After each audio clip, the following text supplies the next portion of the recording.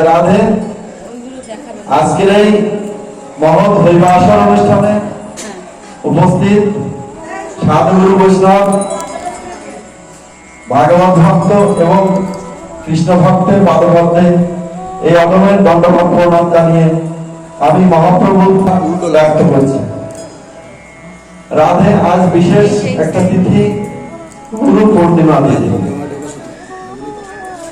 তো আমি অধম এ অনুজীব আসলে গুরু এবং লঘু এই শব্দ দুটোরই তারতম্য বুঝি না।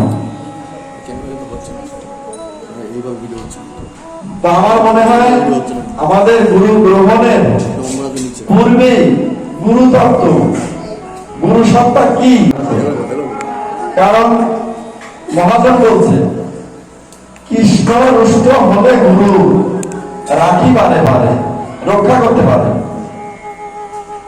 কিন্তু গুরু রুষ্ট হলে কৃষ্ণ রাখি পারে পারে। সনাতন গোস্বামী কি বললেন? জীবের নিস্তার লাগি নন্দ সুত করি ভুবনে প্রকাশ গুরু রূপ। সত্য জ্ঞানে গুরু বাক্যে যাহারও বিশ্বাস অবশ্যই তার হয় ব্রজমূলে বাস। কত জোর দিয়ে তিনি বললেন। এখানে আপনারা এই বছর যে গুরু বন্দনাটা করলেন সেটা ছিল বৈষ্ণব দাসের। বৈষ্ণব দাস গুরু বন্দনার লাস্ট বয়ানে বলছেন যে সেই চরণ না ভোজে রতি নাহি হওয়া বলল। রতি মানে বিশ্বাস। প্রকৃতপক্ষে রতি শব্দের অর্থ জানিলে সুদৃঢ় বিশ্বাস।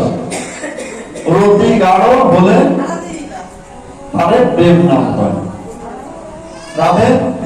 তাহলে প্রেমের অঙ্কুর হয় বিশ্বাস যখন গাওয়া হয়।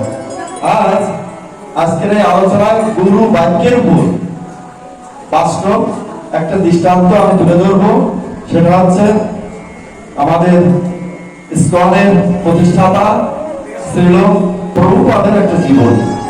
আমি অনেক বছর আগে ভাগবত মুখে শুনেছিলাম এই প্রভুপাদের মহিমা কীর্তন। আজকে সেটা বর্ণনা করছি। নরোত্তম ঠাকুর কি বললেন? নরোত্তম ঠাকুর বললেন সত্য জ্ঞানে গুরু বাক্যে যাহারও বিশ্বাস অবশ্যই তার হয় ব্রজভূমে বাস। আমরা যে মঙ্গলাচরণ বা গুরুদেবের স্তুতি করছি, এই যে শব্দগুলো আমরা যদি একটু ভেবে দেখি কত গভীর। বলছে কি যে গুরু ব্রহ্মা গুরু বিষ্ণু গুরুদেব ও মহেশ্বর গুরু সাক্ষাৎ সাক্ষাৎ পরব্রহ্ম তস্মৈ শ্রী গুরবে। কথা শব্দগুলোর কত ওয়েট, তাই না? এখানে বলছে তুমি বিষ্ণু প্রজাপতি শঙ্কর হবে পরব্রহ্ম পরাৎপর বেদ বলে। রাম ঠাকুরের গুরু বন্দনা। এগুলি যে মঙ্গলাচরণে এবং আমাদের গুরু বন্দনায় এই যে গুরুদেবের উপরে যে কথাগুলো বলা হয়েছে এটা তো মিথ্যা নয়। মহাজন মহা ওজন যা মহাজন বাক্য মিথ্যা নয়। এখানে আমাদের কি রতি জন্মাচ্ছে, মানে বিশ্বাস নাই। আর বিশ্বাস জন্মালে যে কি হয় আমি এর উপরই একটা বাস্তব দৃষ্টান্ত তুলে ধরো মাত্র।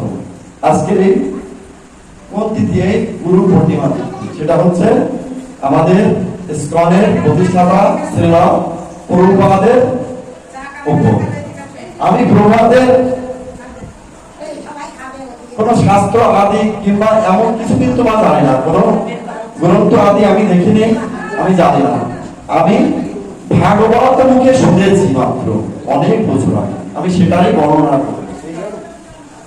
ব্যক্তিগত ভাবে শ্রীল প্রভুপাদকে আমার অন্তরের অন্তঃস্থল থেকে আমি তাকে শাক্তবেশ অবতার বলতে পারি। বরং শাক্তবেশ অবতারের যে বৈশিষ্ট্যগুলো থাকে তার চেয়েও শ্রীল প্রভুপাদের অনেক অনেক বেশি ছিল। কেন? তার মধ্যে যে দৈন্য আরতি উৎকণ্ঠা উদ্বেগ, যে চিত্রজল্প উদ্ঘটনা, এই যে ভাবময় তার এই যে লীলাময় কীর্তিগুলো, কত সাদাসিধে সাদা মাথা জীবন যাপন, রাজস্বিকতার কোনো লেশ মাত্র তার জীবনে ছিল না। এটা আমাদের জন্য অনেক বড় পাওয়া। রাধে। তো শ্রীল প্রভুপাদের কে কেউ যদি আসলে আমার অপেক্ষা যদি কেউ বলে তিনি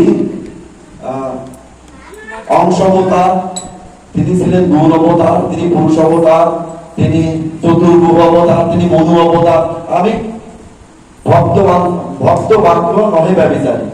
তো আমি সবার কথা মাথায় রাখছি, তবে ব্যক্তিগতভাবে আমি যেটা তাকে দিয়েছি তিনি স্বার্থবেশ অবতার, এতে আমার সন্দেহ নাই। কেন আজ সমস্ত পৃথিবীব্যাপী হরিনাম মহামন্ত্রে, হরিনাম মহা সংকীর্তনের যে প্রভাব, যারা কখনো যে নাম শ্রবণ করেনি দলে দলে আজ কি করছে, সেই নাম আস্বাদন করছে এবং পরমানন্দ আস্বাদন করছে। প্রমাণ আপনারা তো এই নবদ্বীপবাসী, নদিয়া, এটা তো নদিয়া, আপনারা নবদ্বীপবাসী, আমার কথা বিশ্বাস করার দরকার নাই। আপনারা কি করবেন, গৌর পূর্ণিমা একদিন পূর্বে শ্রীধাম নবদ্বীপে আপনারা যাবেন, দেখবেন তাদের কি আত্মত্যাগ আর তাদের কি অনুশীলন, তাদের কি অনুরাগ, তাদের কি ভাব, তাদের কি রীতি, তাদের কি সংযম, অত্যন্ত বিস্ময়কর বিষয়। যেটা তাদের অবস্থান কোথায়, যে সমস্ত ইউরোপ, আমেরিকান, আফ্রিকান যে সমস্ত ভক্তগুলো তারা আমাদের সনাতনী পোশাক পরছে, তাদের যে সংস্কৃতি, এই যে সনাতনী সংস্কৃতি, বৈদিক সংস্কৃতি যেগুলো তারা গ্রহণ করছে, এ বড় ভাবনার বিষয়। আজ আমরা কোথায় আর তারা কোথায়? তারা আমাদের উল্টে বলছে, কি বলছে, বলেন হরে কৃষ্ণ, মা বলেন হরে কৃষ্ণ, বড় লজ্জার কথা। তাই মহাজনের একটা কথা আমার মনে পড়ছে। মহাজন বলছে যে স্বর্গের মস্তকেতে রথে পঞ্চমণি, কীটের স্বভাব দোষে কানে নয় ধনী, গোচনা জন্মে দেখো গাভীর ভান্ডারে, তার যতই মূল্য সে জানিতে পারে। আমি যে কি বললাম এটা তো আপনারা বুঝলেন না, আমি একটু বুঝাই বলি। সাপের মাথায় মণি জন্মায়, বড় বড় জঙ্গলে, অ্যামাজন জঙ্গলে বড় বড় সাপ আছে, কোকড়ার সাপ, অজগর সাপ, গুলবাহার সাপ, অনেক বড় বড় সাপ আছে। এদের স্বভাবটা কি, এদের মহাসম্পদটা কি? বিষ। এই বিষটাকে তারা কি করে, পুষ্টাকে ধারণ করে, লালন করে, পালন করে, করতে করতে কিছুদিনের মধ্যে তার মাথায় কি মণি জন্মায় যায়। ঠিক একই মণি জন্মাতে কোথায়, কেউটো সাপের মাথায়, বা যার সাপ যাকে বলি আমরা। কিন্তু কেউটো সাপের মাথায় সেই মণি জন্মায় না। কেন জন্মায় না? ওই যে স্বভাব, একটু বিষ স্খলন করবেই, এটাই তার স্বভাব। তাই এই তার স্বভাবের কারণে সে ধনী হতে পারে না। বলছে মহাজন, বলছে কি, গোচনা জন্মে দেখো গাভীর ভান্ডারে। গরুর মল মূত্র দধি দুগ্ধ আমাদের কি পঞ্চগর্ভ পঞ্চামৃত করে ছাড়া আমরা কোন সনাতনী কোন অনুষ্ঠানই হয়। আমি কি ঠিক বলছি? কিন্তু গরু তা জানে না। গরু কি জানে যে আমার মলমূত্র দধি দুগ্ধ ছাড়া যে মানুষ অসহায়, সনাতনীরা অসহায়, গরু তা জানে না। ঠিক আমরাও আমাদের অবস্থান ঠিক তেমনি, যে আমাদের মহাপ্রভু যে কি অবদান, অপরিসীম অনন্ত অবদান। শ্রীলা কবিরাজ গোস্বামী বললেন কি, যে চৈতন্য লীলা গম্ভীর কোটি সমুদ্র হইতে, কি লাগি কি করে কেহ না পারে বুঝিতে, অথায় দ্বিগুণ অর্থ কিছুই না জানি, বাহ্য অর্থ করিবারে করিটা না জানি। তাহলে চৈতন্য লীলা কোটি সমুদ্র গভীর। কবিরাজ গোস্বামী বলছে, আমি রাঙা টুনি পাখি সেই কোটি সমুদ্র থেকে কতখানি জল গ্রহণ করতে পারি। আর আমাদের সন্তান বাঙালি ধন্য, ধন্য হইতে ধন্য, আরো ধন্য, আপনারা ধন্য। কেন ধন্য? আপনারা আজ নবদ্বীপবাসী, নদিয়া, চাকদা নদিয়ার অন্তর্ভুক্ত, তাই না? হ্যাঁ। তো আমরা আমাকে চিনতে পারছি না, কে আমি? চৈতন্য কে? যাকে সমস্ত পৃথিবী চিনছে। রাত এখানে আমার মূল বক্তব্যটা কি ছিল, কথাটা কি ছিল, যে গুরু বাক্যের উপর বিশ্বাস করে, গুরুদেবের কথার উপরে শ্রীল প্রভুপাদ কি করেছেন, তিনি মান্য করে গুরু বাক্যকে। আজকে কি পরিস্থিতি, আমি এর উপরই কথা বলব। তো প্রভুপাদের গুরুদেব ছিলেন সরস্বতী ঠাকুর। উনি কি করেছিলেন, উনি 64টা 64টা গৌড়ীয় মঠ স্থাপন করলেন এবং তারই ভক্ত তারই শিষ্য প্রভুপাদকে বললেন, প্রভুপাদ তুমি এক কাজ করো, তুমি ইউরোপ আমেরিকায় গিয়ে বৈষ্ণব ধর্ম প্রচার করো, হরিনাম মহামন্ত্র প্রচার করো। বেশ, গুরুদেব বলেছেন এই কথা তিনি হৃদয়ে এবং মস্তকে ধারণ করে তিনি চললেন। এইবার গিয়ে আমেরিকায় যায় তিনি, তার কার্যটা কি ছিল, কেমন ছিল? আমি আগেই বলেছি, আমি ভাগবতকে শ্রবণ করেছি। তার কাজটা ছিল একটা ফুটপাতে বসে, যেখানে রাস্তা পারাপার হয়, লোক চলাচল করে, এরকম একটা ফুটপাতে ছোট একটা গাছের নিচে বসে একটা হরতাল দিয়ে তিনি হরিনাম সংকীর্তন আপন মনে নিজে নিজে।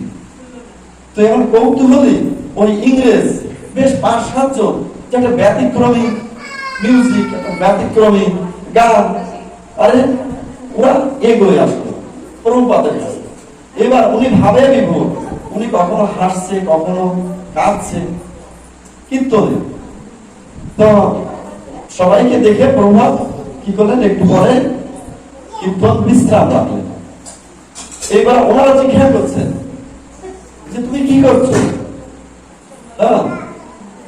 উনি বললেন যে আমি কৃষ্ণ কীর্তন করছি। কৃষ্ণ? কৃষ্ণ কে কৃষ্ণ? তখন প্রভুপাদ বলছেন, কৃষ্ণ পরমানন্দ, সুপ্রিম পাওয়ার, হিজ লর্ড। তাহলে কৃষ্ণ কীর্তন করলে কি হয়? ওই পাওয়ার থেকে আমার মধ্যে কি হয়, আনন্দ সঞ্চারিত হয়। যেমন পাওয়ার হাউস থেকে বিদ্যুৎ সাপ্লাই দিলে একটা আলো জ্বলে, তাই তো ঠিক অনুরূপ সেই পরমানন্দ সত্তা যখন কীর্তন করা হয় তার সাথে আমি এক হয়ে যাই, তখন ওই আনন্দ আমার হৃদয়ে সেই আনন্দ অনুভূত হয়, অনুভব হয়। তাই তা আমরা করতে পারবো? হ্যাঁ হ্যাঁ অবশ্যই। এবার ওরা কি করলো, প্রভুপাদের সাথে ওরাও হরিনাম সংকীর্তন করতে শুরু করলো। এইবার করতে করতে এবার ওরাও বেশ খুব হাসছে, ওরাও খুব আনন্দ পাচ্ছে, হাসছে। এবার ওরাও নৃত্য করছে, নাচছে। এই ওরাই টেস্ট পেয়ে গেল। এইবার প্রতিদিন প্রভুপাদের সঙ্গে ওরা দেখা করতো এবং তার শিষ্যত্ব গ্রহণ করলো এবং হরিনাম সংকীর্তনকে আশ্রয় করলো। আজকের এই ইসকন সেটাকে আজ প্রসার হতে হতে এই বিন্দু প্রায় সনাতনীরা বৃত্তির আকার ধারণ করছে। তাহলে গুরুদেব বলেছিলেন যে তুমি যাও, গিয়ে ইউরোপ আমেরিকাতে হরিনাম সংকীর্তন প্রচার করো। তাই গুরুদেবের বাক্যকে রক্ষা করে আজকের ইসকন আজ সনাতনীদের যদি কেউ রক্ষা করার, সনাতনের অস্তিত্বকে যদি কেউ রক্ষা করার মতো যদি কেউ থাকে, যদি কোনো সন্দেহ থাকে, আজ ইসকন এটা আমাদেরকে মানতে হবে। এবার মহাপ্রভু নামের বিধি দিলেন যে এই হরিনাম সংকীর্তন বিধি আছে, খাইতে শুইতে যথা কথা নাম নয়, অত আচারের কোনো দরকার নাই, দেশ কাল নিয়ম নাই, সর্বসিদ্ধি হয়। সর্বশক্তি দিল নামে করিয়া ওই বিভাগ, আমার দৈর্ঘ্য নামে নাহি অনুরাগ। হ্যাঁ, মহাপ্রভু ধন্যতা প্রকাশ করেছে, কিন্তু সত্যিকারের মহাপ্রভু না, এখানে আমার কথাই বলছে যে আমার দৈর্ঘ্য কি, আমার সেই নামে বিশ্বাস জন্মালো না, অনুরাগ জন্মালো না। জয় রাধে। আমরা অর্থ এবং পরমার্থ শব্দের উপর আমরা এই শব্দটা যেটা বুঝতে পারি, যেটা অক্ষয়, যেটা অব্যয়। আপনাদের আরেকটা কথা, বিশেষ কথা, আপনারা কেউ আপনাদের চরণে আমি আবেদন, আমার একান্ত প্রার্থনা, আপনারা কেউ প্রসাদ না নিয়ে যাবেন না। প্রসাদ শব্দের অর্থ হচ্ছে কৃপা, করুণা, দয়া, অনুগ্রহ। প্রসাদ কোন প্রাকৃত বস্তু নয়। প্রসাদ মানে ঈশ্বরের অপ্রাকৃত কৃপাকে প্রসাদ বলা হয়। গৌর গোবিন্দ গুরুতে নিবেদিত।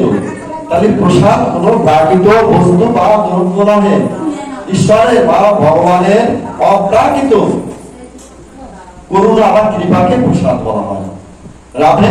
আমি আপাতত ভাগবত বিশ্রাম রাখছি।